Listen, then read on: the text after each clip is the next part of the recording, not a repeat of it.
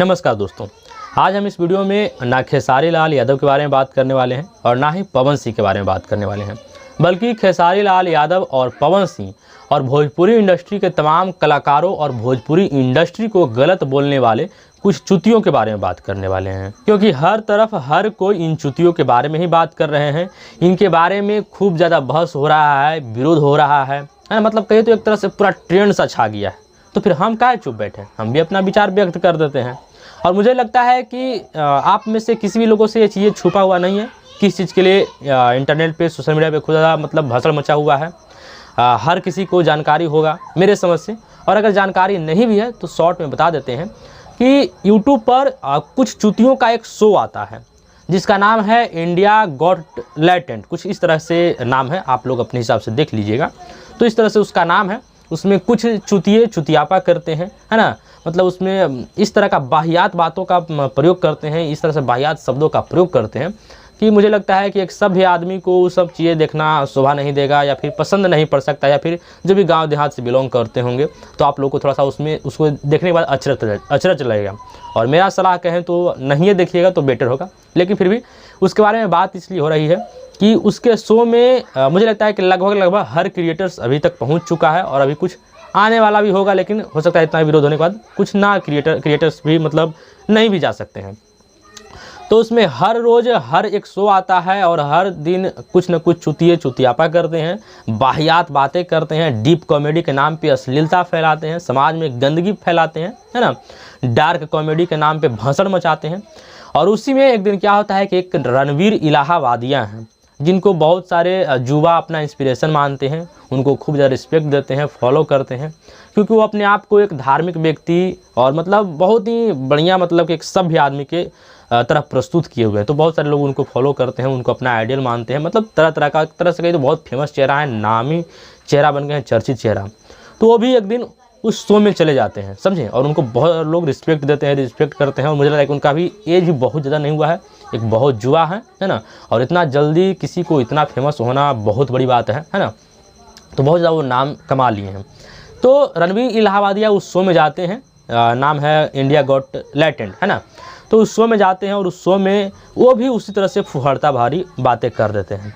और इतना ही नहीं है, ऐसी फुहड़ता भरी बातें करते हैं कि जिसके बारे में मुझे लगता है कि इस पर अगर हम बात करेंगे तो मेरा तो ऐसे ही एक तो छोटा सा चैनल है वो भी चला जाएगा हाथ से, समझ गए आप लोग। मुझे ऐसा लगता है कि आप लोग उसके बारे में जान रहे होंगे, लेकिन फिर नहीं जान रहे हैं तो फिर भी उसको हम थोड़ा सा एकदम मतलब कह रहे हैं कि पर्दा में करके आप लोग को बताते हैं।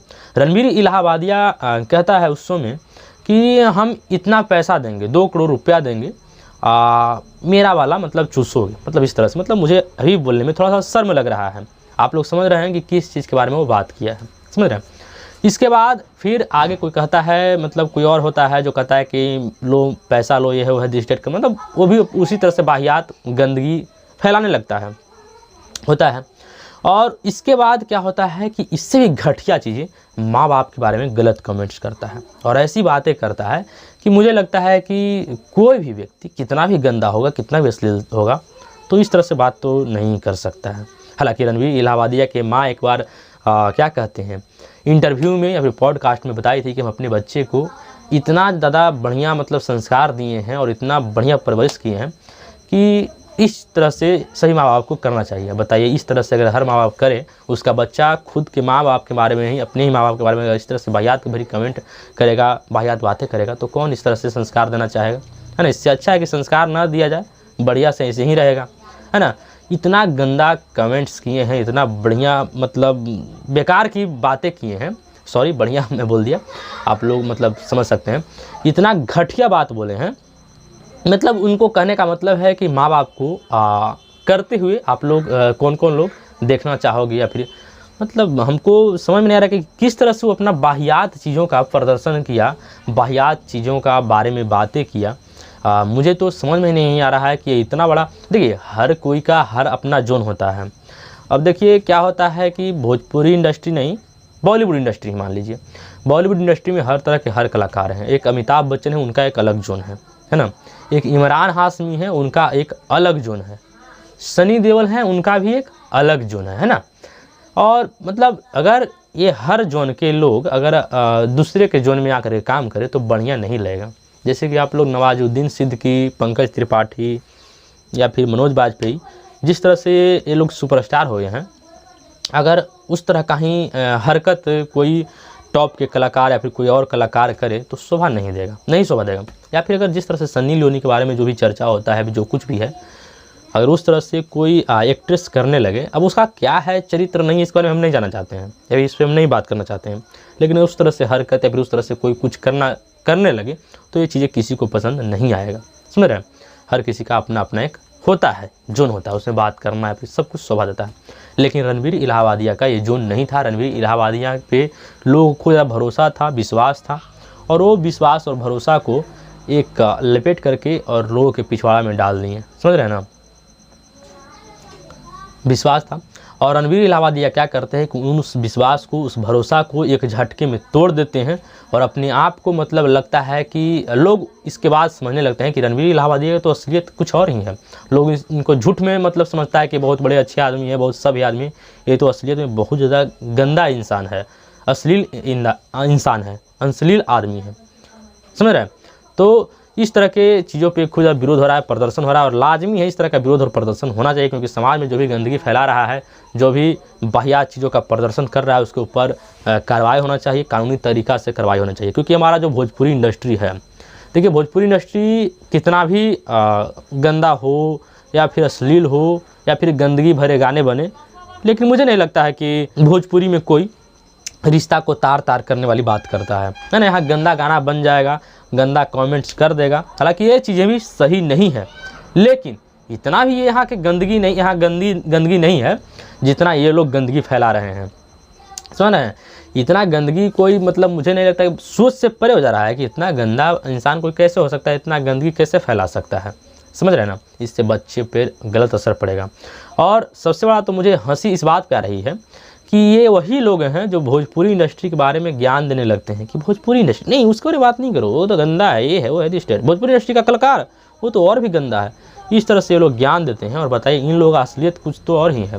ये लोग तो खुद ऐसे आदमी हैं कि कान में ईयरफोन डाल करके और चद्दर ओढ़ करके, है ना, रजाई ओढ़ करके उस तरह का वीडियो देखते हैं, उस तरह का वीडियो देखना पसंद करते हैं, और दूसरों की इंडस्ट्री के ऊपर, दूसरे के बारे में गलत कमेंट्स करते हैं, गलत बातें करते हैं, है ना।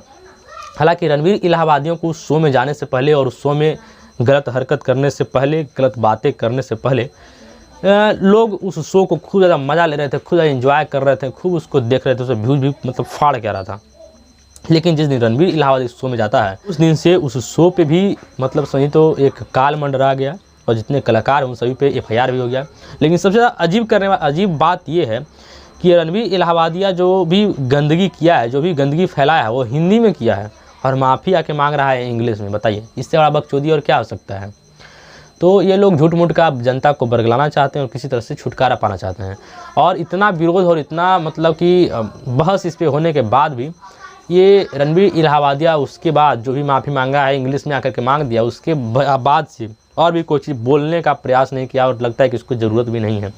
हालांकि कितना दिन तक विरोध चलेगा, विरोध भी मतलब नहीं एक बराबर होगा। कुछ दिन तक लोग उसका विरोध करेंगे, इस पर कुछ ज़्यादा प्रदर्शन होगा, बहस करेंगे, फिर से लोग उसे उसी तरह से प्यार करेंगे, दुलार करेंगे, है ना, खूब ज़्यादा नेम और फेम मिलेगा, फिर से वही हरकत करेंगे।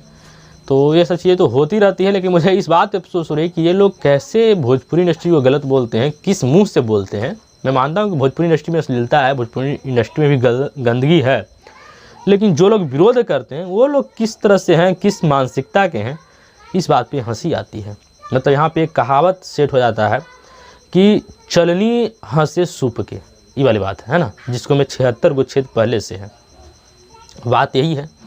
खैर पवन सिंह, खेसारी लाल जो भी हों, आज भले भोजपुरी इंडस्ट्री में जो लोग इन लोगों के ऊपर आरोप लगाते हैं कि ये लोग गंदगी फैलाए हैं, गलती करते हैं, वो लोग करते हैं, वो करते हैं, दिस डेट, लेकिन मुझे नहीं लगता है कि ये सभी लोग या फिर भोजपुरी इंडस्ट्री के तमाम कलाकार, मुझे नहीं लगता कि कोई इस तरह से हरकत किया होगा या फिर इस तरह से हरकत करना चाहेगा, है ना। मानता हूँ कि गंदगी थोड़ा सा है भोजपुरी इंडस्ट्री में, अश्लीलता है, लेकिन इस कदर नहीं है कि कोई रिश्ता को तार तार कर दे। बाकी इन सब बातों पे आप लोगों की राय क्या है कमेंट बॉक्स में ज़रूर बताइएगा। वीडियो अच्छा लगा हो लाइक कर दीजिएगा, नहीं अच्छा लगा हो डिसलाइक कर दीजिएगा। मेरे चैनल पर नए हैं, चैनल को सब्सक्राइब कर लीजिए। मिलते हैं कोई और अगली इंटरेस्टिंग वीडियो के साथ, तब तक के लिए टेक केयर, बाय बाय।